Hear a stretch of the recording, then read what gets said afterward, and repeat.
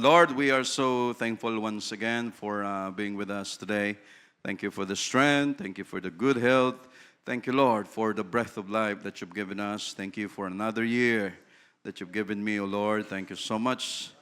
Always use us. Use me, Lord, according to thy will, Lord Jesus, na magamit mo pa kami kung saan mo kami gustong gamitin according to thy will, Lord Jesus. Just give us the strength, provisions, so we can continue to serve you, Jesus, with all willingness of our heart and mind.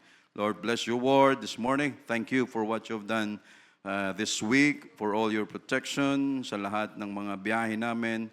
Lord, thank you sa outreaches namin, sa magandang panahon na sinamahan mo. Lord, again, thank you so much, Lord Jesus. Bless your name, Lord, in Jesus' name. Amen. Let's open our Bible in the book of John.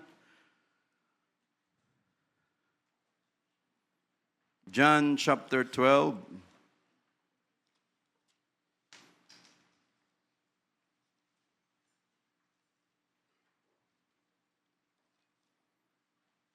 Chapter 12, verse 23.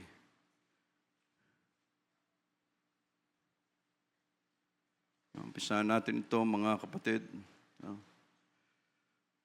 23, and Jesus answered them, saying, the hour is come. Ang oras ay dumating na. That the Son of Man should be glorified, na ang anak ng tao ay kailangang ay luluwalhatiin.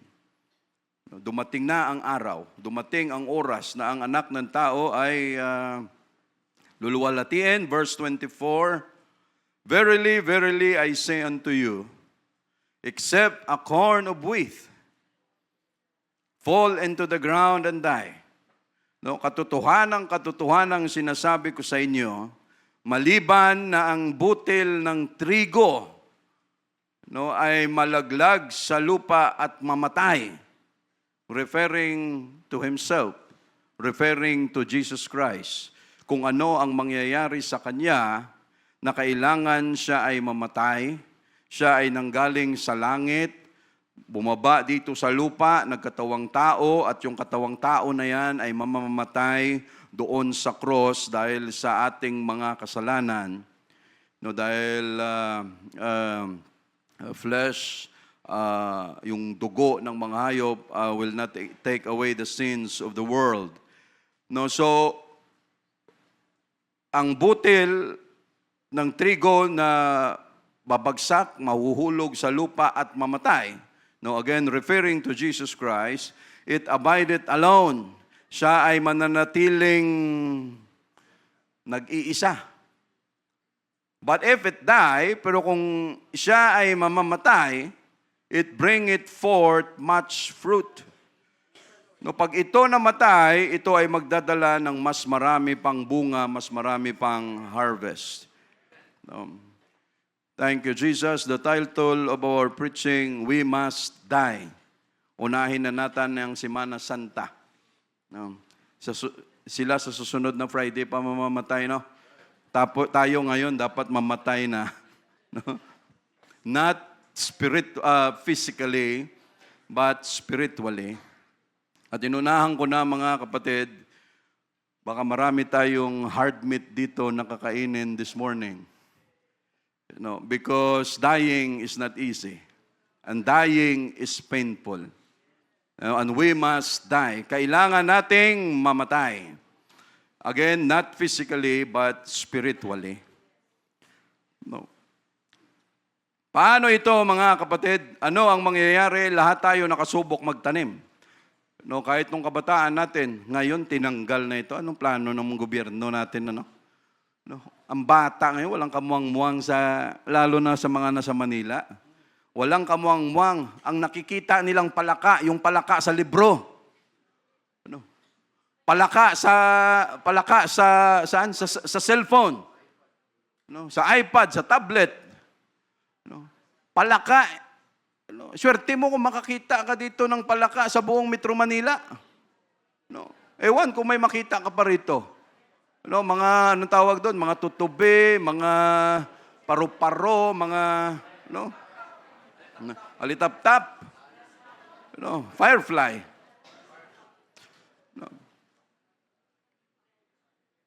Kabataan natin, naabutan pa namin, ewan ko yung iba kung naabutan pa nila, yung dating mga pinagtapunan ng mga basura sa eskwelahan, lahat ng mga basura, kakalkalin namin, tatanggalin, tapos lahat ng lupa na maiwan, yun yung gagawing hardin o garden. Iipunin yung lupa dahil galing yun sa mga basura, mga decay, so napakataba na lupa na yun. Pagkatapos, lahat kayo dyan, mga kabataan, magaganong kayo ng mga lupa, aayusin nyo, parang pabundok, maliliit. Tapos lalagyan nyo ng mga munggo. Munggo, pechay, dahil yon ang mababilis tumubo. Ano pang nilalagay natin dyan? Kamatis, anything. Talong, pero madalas munggo at saka pechay. Mga kabataan ngayon, lumaki na lang, hindi pa alam ang munggo, hindi pa alam ang pechay, hindi pa alam kung ano mga klase ng gulay. Nasaan ang exposure? Sinanay lahat ang gumagawa. Sinanay lahat ang sumasalo. Dahil ayaw mahirapan ng mga anak. Pag ganun ang plano natin sa buhay, ay lalakihan sila na problemado. At nagpalaki tayo ng isang anak na problemado. Dahil hindi dapat ganun. Somehow, nakaranas tayo kung paano magtanim. At halos lahat ng tinatanim galing sa buto. Ang kangkong may buto. Ang pechay, halos hindi mo na makita ang buto niyan, kulay itim. Na napakaliit, halos hindi mo na makita. Sa liit. Pero pag yan, nilagay mo sa lupa, nalagyan mo ng tubig, nagkaroon ng moisture, mataba ang lupa, maya-maya magugulat ka. Halos invisible to the eye, pag yan tumubo, ang laki ng pakinabang. Pitas ka na lang ng pitas ng dahon. Hanggat andyan ang ugat, tuloy-tuloy ang tubo ng pechay. Gusto mong mabilis, munggo. Ilagay mo lang sa papel, sa tissue, sa tela, na nabasa, ilagay mo yung munggo, takpan mo, kinabukasan, may ugat na.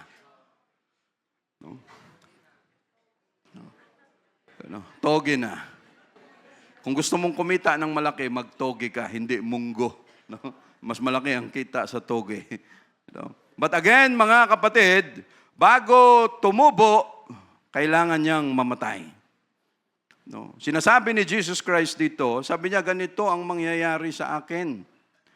Sinasabi niya kung ano ang mangyayari sa kanya, na kailangan kong mamatay, dahil kung hindi ako mamamatay, I will not be glorified. Kung hindi ako mag-glorified, hindi ako makakabalik dito. At kung hindi ako makakabalik, hindi ako mamamatay, hindi kayo dadami. Hindi magbubunga. So pag ang tao namatay, mga kapatid, it's a sacrifice. May mga martir. Pag sa Muslim, Arabs, namatay ka na sa pakikipag-gera, Allahu Akbar! Martir ka. Mga suicide bomber, mga martir dahil may kausa. Pero pag namatay ka na dahil sa isang kausa, may sacrifice. At pag ang tao namatay, of course, malungkot, hindi tayo masaya. But God is referring also, Jesus Christ is referring also, mga kapatid, na hindi dadami ang gawain, hindi lalago ang gawain, hindi tutubo ang gawain just like us, kung walang dying, kung walang kamatayan. And remember, sa gospel natin, pag sinabing dying, repentance. Kahit anong worship natin, kung ang tao ayaw mag-repent, that worship will be nothing. Worship tayo ng worship. Pero kung walang repentance na nanggagaling sa puso natin, walang effect yung worship na yan. Because we must die, we must repent sa kung anuman ang mga bagay, mga kapatid, na dapat nating pagsisihan sa harapan ng Panginoon. Dying to selfish desires. Hindi ito about physical, but lahat ay tungkol, mga kapatid, sa spiritual side natin. Because ang sabi ng Word of God, pagkatapos nating makareceive ng Holy Ghost, we are a new man. No, all things are passed away. Behold, all things are become new. No, at ano ang gustong mangyari ng Diyos, mga kapatid, na binigyan niya tayo ng Holy Ghost? We are baptized in His name. Anong plano ng Diyos? No, para mabago ang ating puso at kaisipan, kung ano ang kabulukan niyan, lahat ay babaguhin through the Holy Ghost. Dahil ang Holy Ghost may fruits, may bunga. No, at yung bunga na yon ang ini-expect ng Diyos na mailabas natin from bunga na masama na nanggaling sa old nature natin sa bunga na mabuti at dala ng Holy Ghost. No, ano ang sabi niya sa Word of God? No, except you shall know them by their fruits. No, sabi ni Jesus Christ, paano nyo malaman na yung mga tao na yan ay hindi akin? No, they prophesy in my name, they cast out devils. No, pero hindi sila akin. Because paano mo malaman? You shall know them by their fruits. Ang tinutukoy ni Jesus Christ, na sabi niya, malalaman nyo yan na hindi nyo sila kauri dahil sa kanilang mga bunga. Ibig sabihin, gustong sabihin ni Jesus Christ, na hindi kayo kapariho nila. No? Ang bunga nyo ay iba sa kanila. Ang bunga ng worldly ay iba sa inyo. Ang bunga nyo ay matamis, na pag yung iba ay makakain, madikitan kayo, sila ay lumalaki at mag-grow rin ng maayos. Mga kapatid, samantalang ang bunga ng nandun sa mundo mapait, hindi mapakinabangan, laging galit, may hatred, may sama ng loob, lahat puro negative. Pero anong gustong sabihin ni Jesus?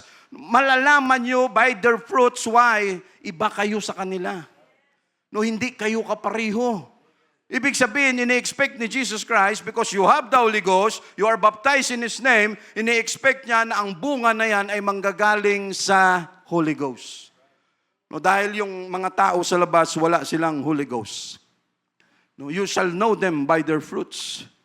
No, yun ang pinagkakaiba natin. No, may bunga sila, pero ang pangit. Hindi mo alam kung puro kamyas, puro sampalok, puro ampalaya, no, lahat ng mahirap lunukin. Samantalang ang gustong sabihin ni Jesus Christ, kayo may bunga din, ang layo ng diferensya nyo because you have long suffering, you have meekness, you have temperance, you have faith. Sabi niya, yun ang mga bagay na dapat magbunga at maging bunga ninyo. At ito, mga kapatid, it's part of our dying to selfish desires. Hindi tayo mapilit dito. At ang paglilingkod natin sa Diyos, mga kapatid, hindi basihan ng patagalan lang. No? Matagal na ako sa church. Siguradong ligtas na ako. No? Mas nauna ako rito. Ligtas na ako. No? No? Ang tagal ko nang naglilingkod sa Diyos. Pagdating sa Word of God, kabisado ko yan lahat. No? Ang mga Pharisees, ang mga Sadducees, kabisado nila ang Word of God. They were masters of the law. Pero anong sabi ni Jesus Christ? You hypocrites. Why? Walang pakialam ang Diyos sa kung ma-memorize natin ang Biblia kung wala namang bunga according sa Holy Ghost. No? Ano ang silbi ng pag-memorize natin, pabalik-balik sa church, kung walang bunga ang Holy Ghost? No? Walang pakialam ang Diyos dyan dahil gawain niya ng mga Pariseyo, gawain niya ng mga hypocrites na mga Sadducees. They were masters, doctors of the law, pero pagdating sa bunga, sa pag-uugali, wala sila niyan. No? Why, mga kapatid? We can worship from morning until evening, but our heart is far away from God. Our mind is far away from God. Si Satan was the worship leader. Alam natin yan. He was the worship leader. Pinupurihan niya ang Panginoon. Kumakanta siya doon because he was created to minister to God. Pero habang nagwo-worship siya, ano ang takbo ng kanyang isip? Someday, papalitan kita dyan. While worshiping. Worshiping is not enough. No. We need fruits. Kailangan natin ng bunga, ito ang wino-workout natin mga kapatid. Dahil pagbalik ng Diyos, ang gusto niyang makita sa atin kung ano ang bunga ng Holy Ghost. No, because even Satan, again, he worship God, pero ang thinking niya iba. No? Ipapalitan kita dyan someday. Kumukuha lang ako ng pinaparami ko lang yung mga recruit ko rito. No, hindi mo alam. Pero nag-worship yun. Why, mga kapatid? By their fruits you shall know them. Dying to selfish desires, mga fears or old ways natin, for us to live and grow spiritually. If the seed or a person refuses to die or sacrifice or change, it stays solitary. Ibig sabihin, sabi kanina, alone, abideth alone.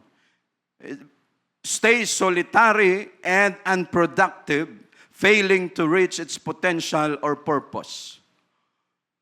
Ano ang silbi ng seed na ito kung hindi mo itatanim? Ano ang silbi ng lupa? Ano ang silbi ng buto na ito kung hindi mo ilalagay sa lupa? Anong pakinabang niyan? Aamagin lang yan. May insekto lang yan. Hindi mapakinabangan. No, bring forth much fruit. The outcome of the sacrifice is a bountiful harvest of spiritual growth and influence. Sacrifice is necessary for new life and growth. No, it symbolizes that death leads to abundant harvest. No, referring to Jesus Christ sa kanyang buhay, mga kapatid, na siya ay kailangang mamatay. 5 years, 10 years, 15 years, 20 years, 25 years na tayo sa church. Pag tayo ay nagmuni-muni, nagkaroon na ba tayo ng bunga? May fruit na ba tayo sa harapan ng Panginoon? Because ano ang sabi? Except a corn of wheat fall to the ground, into the ground and die, it abideth alone. Anong ginawa ng Diyos, mga kapatid? We are a ground, tayo ay lupa, nasa Kanya ang binhi, binigay niya sa atin, nasa atin ngayon kung ano ang gagawin natin sa binhi na ito. Sa seed na ito. Patutubuin ba natin? Palalaguin ba natin? Sasakalin ba natin? Hihigpitan ba natin para hindi tumubo ang seed which is the Holy Ghost that God has given us? Or hayaan natin na ang bunga ay lumabas? It is our decision, mga kapatid, because Jesus Christ, God, anong ginawa niya? Dinesisyonan niya na ibigay sa atin ang Holy Ghost. No? Nasa atin ngayon na lupa kung ano ang gagawin natin sa fruit na sa seed na ito, mga kapatid. No, the ground and die, it abideth alone. Kahit gaano pa man or yan pa ang pinakamahal na klase ng buto ng seed sa buong mundo. Pero kung yan hindi itatanim, walang silbi yan. No. Walang kwenta ang Word of God kung hindi tayo susunod. Walang kwenta ang presensya ng Diyos kung pagkatapos dito, worship, service, praising, listening to the Word of God, and then pagbalik natin doon, balik tayo sa buhay natin, from Monday to Saturday, balik tayo sa kung anong kalukuhan ng buhay natin, walang silbi ang Word of God. Because God needs fruit. Anong sabi niya sa olive ba yun?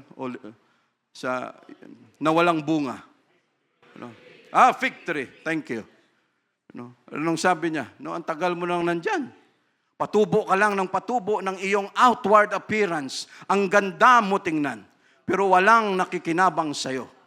Paglapit ng tao na may problema, dahil akala niya maganda ang iyong appearance, mataba, pero paglapit niya sa iyo, wala ka palang bunga. Wala pala tayong bunga. Gutom na kaluluwa, lalapit sa atin, hihingi ng advice, anong gagawin natin? Because wala kang bunga. Sisipain mo. Wala akong pakialam sa iyo, wala akong oras sa iyo. Pareho pala tayo ng topic kanina, Sister Ellen. Sabi namin, isa lang pala ang topic namin ni Sister Ellen. Yung mga nakarating na chismis doon. Mga sinabi ni Sister Kate. Sabi namin, yun din yung pinag-uusapan namin doon. Qualities of a leader. No, number one, respect. And respect is earned. Pinaghihirapan ang respeto. Hindi hinihingi. Hindi dinidemand ang respeto. Depende yan sa kung paano ka nakikisalamuha sa kapwa mo tao. Kahit ang hayop, kakagatin ka kung wala kang respeto sa kanila. So, apakan mo yung cobra. Tingnan natin kung anong balik sa'yo. Apakan mo yung aso, tingnan natin. Ultimo daga, ultimo, pag sinaktan mo. And again, respect is earned. And one of that, privacy. Privacy ng individual. Privacy ng boss, privacy ng empleyado. Hindi dapat magkalamangan, hindi dapat magkasagasaan. Dahil pag sinagasaan mo yan, giba na. Sila Sister Hazel, sila Sister Russell, dito sa compound, we never treat them nakatulong kayo dito sa compound. We do not call them katulong. We do not call them kasambahay. Because they are not. They are fellow laborers in Christ. At walang bida rito mga kapatid. At walang siga rito sa church. Dahil pag siga tayo dito, alam niyo yung siga sa Ilonggo? Apoy. O magsiga ka na, mag-apoy ka na. Pag may siga dito, liliyaban talaga ng Panginoon. And again, we do not call them servants. We do not call them slaves. They are fellow laborers in Christ. Nagkataon lang na ang trabaho, ang ministry nila ay sa kusina. And we do not underestimate them. Dahil pag nagkataon, hindi naman sa pagmamalaki. Pero lahat ng trabaho sa church, importante at may value. Lahat ng members sa church, importante at may value. Walang malaki, walang maliit, walang may nakatapos, walang may na-achieve dito na iba-iba ang trato natin sa church. Because it's still the fruit. Mga kapatid.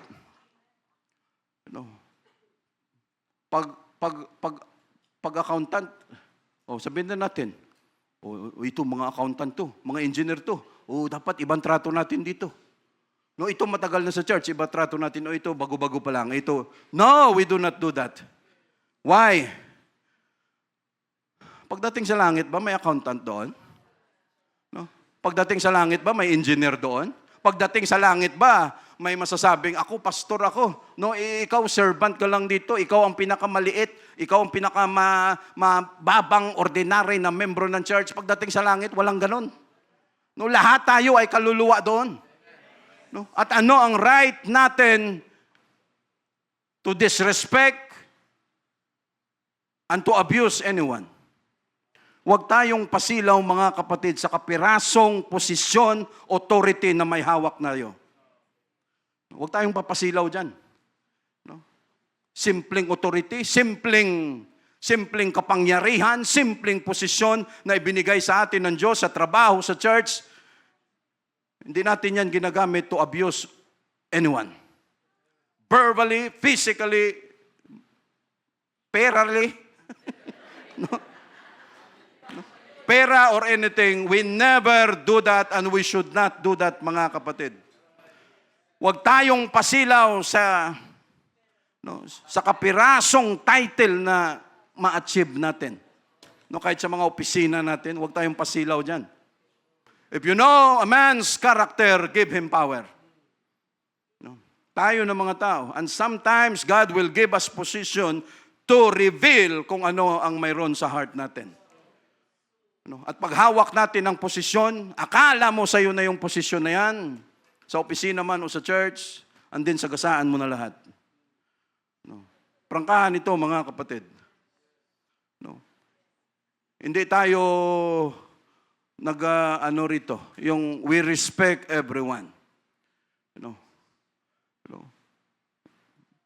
Hindi yan nisigaw. Dati siguro, naranasan nila yon. But now, no more. We never do that. No, kahit mali pa ang issue, we never do that. No? And we respect them. No? Dahil pag sila nag-decide na ang luto nila, lagyan nila ng oxalic, chlorine, or anything, tapos kami lahat dito. No? Why? It's still part of respect, mga kapatid. We respect their privacy. No? Pag sila pagod, okay. Pag sila may sakit, okay. No? O dahil dito kayo sa church, bayad kayo, may allowance kayo, okay. Gawin nyo ang mga dapat. Hindi pwedeng, kahit may sakit kayo, gawin nyo yung mga dapat dito. Masahol ka pa sa tao na walang Holy Ghost.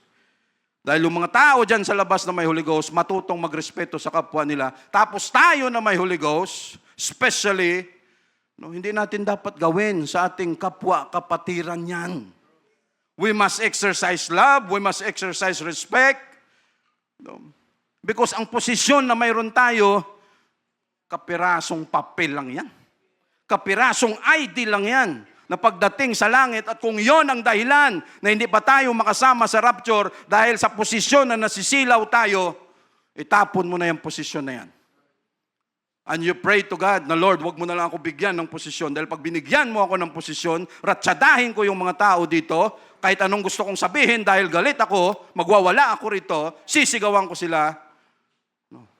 And God is really sure that you will repay for that. Especially tayo na may Holy Ghost. We respect, we treat everyone with love and deeper understanding. We must never abuse anyone. We must never, kung ano-ano pa man, mga kapatid. Hindi ko nga alam yan kung magkano mga allowance nila dyan. Hindi ko naman tinatanong yan. I never do that. Kung mayroon man nag-aabot dyan sa kanila, alam naman ng nag-aabot, alam ng nagpapasweldo, nagpapa-allowance dyan. But to ask them, we never do that. At lahat ng pumupunta dito sa church, pag may pagkain lang, andyan pa ang 100 pesos na nagalunggong. Pag kayo nagugutom, punta lang kayo sa church. Andyan, marami pang galunggong dyan. Halos 20 kilos pa yan. At pagdating nyo dito, we will serve you. With all our heart. Because that is the rule and the role of the church. The church is a sanctuary. The church is a hospital. The church is a, kung sa mga bata pa, yung, DSWT.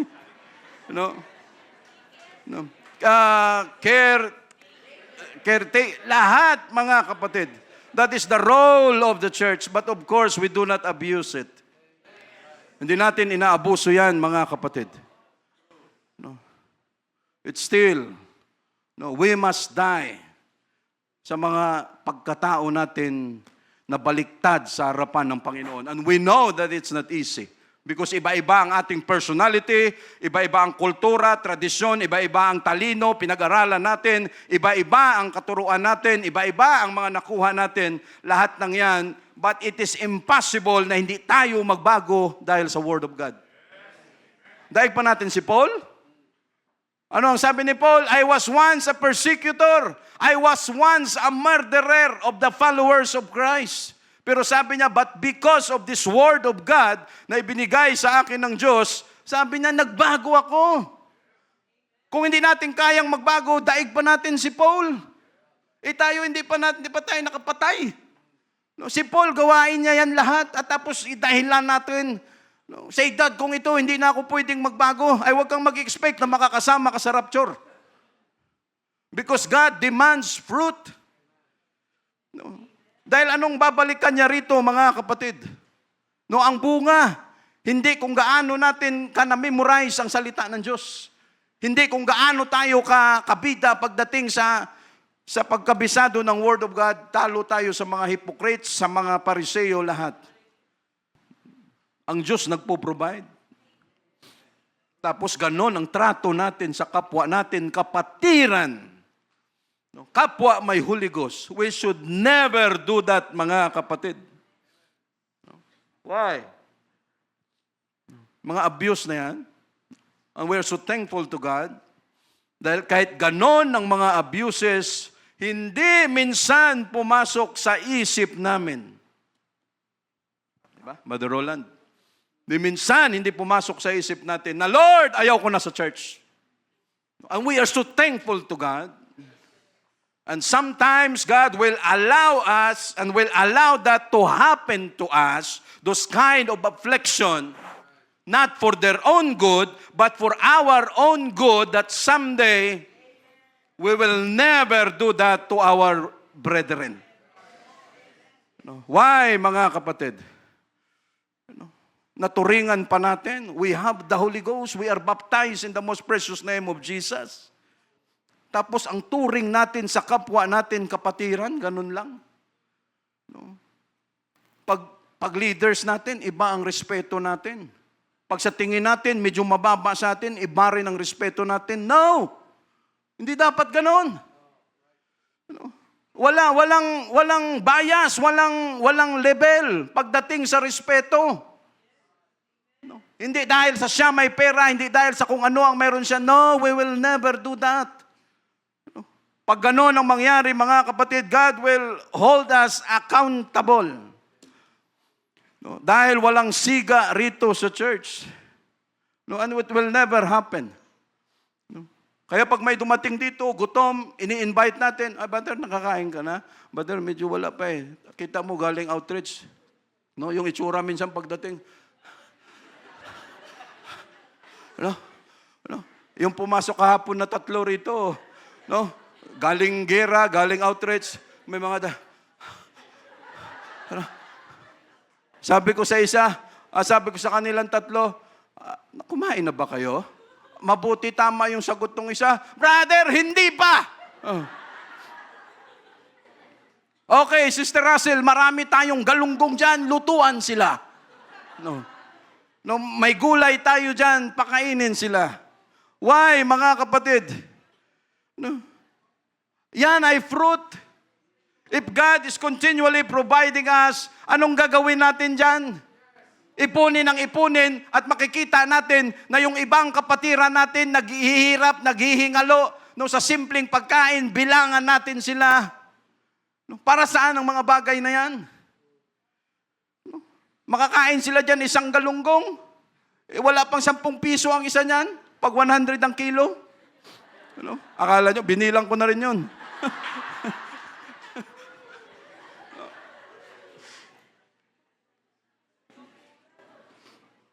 Why, mga kapatid? No. Sa kung sino ang makikinabang pagdating sa respeto, yung kapwa natin pareho. No. Kung dito pa lang sa loob na may Holy Ghost ang kasamahan natin, hindi natin magawang respetuhin at mahalin at intindihin ng malalim, doon pa kaya sa mga tao sa labas? No?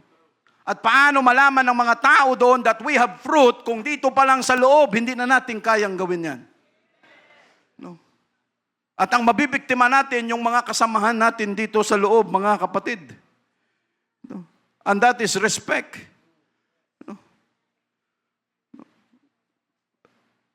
Kung tayo man binigyan ng Diyos ng posisyon, again, we must check, we must guard our heart, no, not to abuse anyone. No, because God can take it anytime.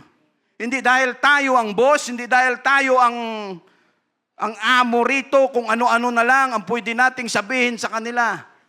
No. Oh, Sister Hazel, yung loto mo, napakapangit ng lasa, ganito, ganyan. O yung sapatos ko, yung damit ko, yung dapat plansyado na lahat. Ha? No. Ano yan sila? Alipin? No, hindi po pwede. We respect them. No? Kung gano'n ang part nila sa church, we respect them. No, and we never, anong tawag doon? Hindi tayo nag-i-intrude or nangimasok ng privacy ng bawat isa. Because hindi po pwede, mga kapatid. No, and we never, again, use our authority to abuse anyone, especially verbally, emotionally. No, why? Pag yan pinasukan ng demonyo sa isip, kahit may Holy Ghost yan, no, kaya kang papatayin yan. No? And again, respect is being earned. No? Tayo yan, mga kapatid. No, and that is part of our fruit. Ginagawa natin sa harapan ng Diyos, mga kapatid. And Lord, thank you for all. Hindi lang ako nakaranas, marami tayong nakaranas dito. No, yung ganong klaseng pang-aabuso. Say, praise the Lord. Because God needs fruit, mga kapatid. And we know that it is not easy. No? At ito, mga kapatid, hanggat hindi nabubulok yung dati nating pagkatao, hanggat hindi namamatay, hindi tutubo ang bago. Hindi tutumo ang Word of God. No? And we must learn to accept. Pag tayo nagkamali, tanggapin natin. Because we are not perfect. No? Pag tayo, lalo na pag dumarami na yung nagsabi, tanggapin natin. It's part of our repentance, mga kapatid. It's part of growing up. It's part kung paano tayo humarap sa mga issues na yan. But again, no, kung mayroon man tayong, hindi ako nananawagan pag wala kayong makain, punta kayo sa church. No. Hindi ako nananawagan kasi delikado rin. No. Oo. Oo, mamaya bago pumasok sa trabaho, dadaan muna rito. Pagdating ng tanghali, alam na alam yung oras ng tanghali. No. Pero ang gusto nating sabihin, mga kapatid, no, yung mga simpleng bagay na yan ay dapat makita yan sa church. No. Hindi po pwede na ang church itself madamot. No, hindi pwede na ang pastor madamot. Hindi pwede ang mga teachers, ang mga elders natin dito, and everyone, hindi dapat madamot. No? Dahil ano ang sasabihin ng Diyos sa atin? Yung church na yan, bakuko yan. Alam niyo yung bakuko sa Ilonggo, madamot. No, alam niyo yung church na yan, kilala yan na kuripot. Brother Raymond Mag-aso, Brother Carl, Brother Vincent, kayo na bago pa lang sa buhay may asawa, nung kayo nagpirma ng marriage contract, nakalagay ba dyan na pera nyo? No. Sa asawa, ganun din. Ba't di kayo makasagot? No.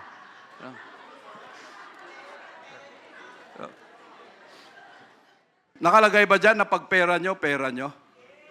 No? Sa asawa, ganun din. Pera ko to. No. Pag pumirma ka na dyan, kalahati na lang sa'yo. No. Kung anong sa'yo, kalahati na lang, pariyo kayo. No. Minsan, yun ang wonder eh. Again, nung tayo nanliligaw pa lang, lahat ng the best papakita natin. Pero bakit pag mag-asawa na, parang wala ka ng pakialam? No? Pag gusto mong sumigaw, sisigaw ka. Pag gusto mong pasakitan ang asawa mo, okay lang sa'yo. Samantalang nung naliligaw tayo, lahat ng yan, care na care ka. Pag ay sweetheart, saglit lang, may konting dumi. Alisin ko muna. Sige muna. Tapos ngayon, itutulak mo pa sa dumi. No. Bakit ganon? No? Nawala na ba? No. Why, mga kapatid? Alam nyo, ang sabi ng Biblia, kung saan tayo napupunta. But it's part of our dying, mga kapatid. No. Ano ang sabi ng Biblia sa 1 Timothy chapter 5, verse 8? Konting lihis tayo rito. But if any provide not for his own, ang sino mang hindi kayang sustentuhan, mag-provide sa kanyang sariling pangangailangan, and especially for those of his own household, referring to the husband, lalo na sa kanyang pamilya, he hath denied the faith, binabaliwala niya, dinideny niya, tama ba yun? Yung pananampalataya and is worse than an infidel. No? Mas malala ka pa sa tao na walang Diyos at walang pananampalataya. Ano ang gustong sabihin ni Paul, mga kapatid? No? Ang tao na hindi kayang i-provide ang kanyang pamilya, ano ang sabi niya? You are worse than an infidel. No. Anong purpose niya? Why? Yung mga tao nga na walang pananampalataya at hindi naglilingkod sa Diyos, they honor and they recognize, they acknowledge na ito ang kanilang responsibility. Tayo pa kaya na naglilingkod sa Diyos? No, hindi natin ma-recognize ito. No? Yung tatlong pangalan na tinawag ko dahil bago lang kayo sa organisasyon na ito. No. Pera nyo, hindi nyo na pera yan. You know. At pag hindi sila sumunod, lumapit kayong tatlo. No, why, mga kapatid? You know, kailangan natin yun. Nung pagpumirma tayo dyan, no, hindi ko maintindihan. No? Nagsisikap ka, nagbaka-baka ka, kung sa Ilonggo pa, every day, para kumita ng pera, tapos hindi mo kayang mag-provide sa misis, pamilya mo, that is questionable. Ay, pera ko to eh. Ay, dapat naghiwalay ka na ng bahay mo. No, naghiwalay ka na ng pagkain, ng tirahan mo, ng lutuan mo, ng lahat mo. Why? No, nakalimutan mo ng pinirmahan mo? No, hindi ganun. No. Tayo ang dapat gumawa niyan. Ang pera mo, hindi mo pera yan. Pera rin ng misis mo yan. Pero ang tanongan nila, sino ang dapat humawak ng pera? Ang misis o yung mister? Lugi tayo rito, mas marami sila. No. Pero ang sabi ng mga financial analyst, mga kapatid, at financial advisor, depende yan kung sino magaling humawak ng pera. No. Pero again, hindi natin binabaliktad ang role natin sa pamilya. No, if you are the provider, you provide. No, kung ikaw ang manager sa bahay, you manage the house. No, hindi natin 'yan binabaliktad, mga kapatid. No, at hindi 'yan dapat magkontrahan. No, why? No, even the Supreme Court, kung nabalitaan ninyo, ang Supreme Court ngayon naglabas ng desisyon na kahit same-sex marriage, pag namatay ang isa, hindi na mapupunta sa kapatid, sa nanay, sa tatay nung namatay, ang kanyang mga napundar papunta sa kanila.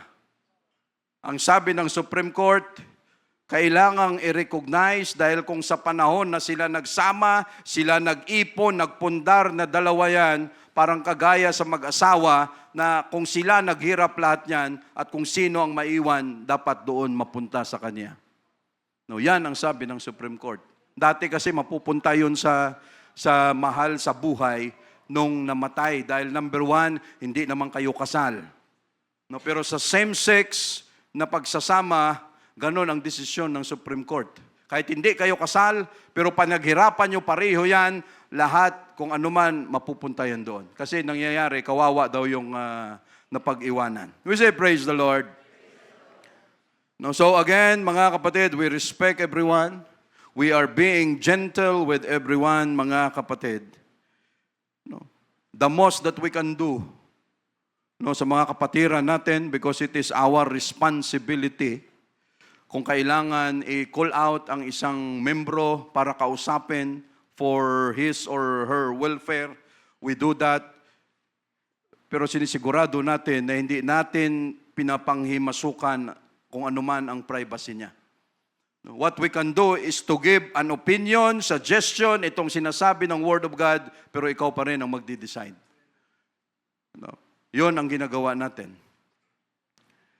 No? Verily, verily, I say unto you, except a corn of wheat fall into the ground and die, it abideth alone, but if it die, it bringeth forth much fruit. No? He that loveth his life shall lose it, and he that hateth his life in this world shall keep it unto eternal life. No, ang sino mang nagmamahal o umiibig sa kanyang buhay ay mawawala niya ito, and sino mang hated his life in this world, no? Ang sino mang hated, no? pero ang gustong sabihin ng Diyos dyan, ano bang priority natin? No? Yung buhay natin o ang Word of God? At ino ang kagandahan nito mga kapatid. Now, nakita natin ang importansya. No, just remember this. Nung namatay si Jesus Christ, doon lumago ang mga apostles. Ang mga disciples, doon sila nag-grow, doon sila tumubo, at dahil sa tumubo sila, na ipamahagi ito sa iba, na i-share nila ito sa iba, at hanggat makarating dito sa generation natin ang salita ng Diyos, mga kapatid, now it is our time to die. Spiritually. No, pagdating sa will natin. Why? Kita natin mga kapatid.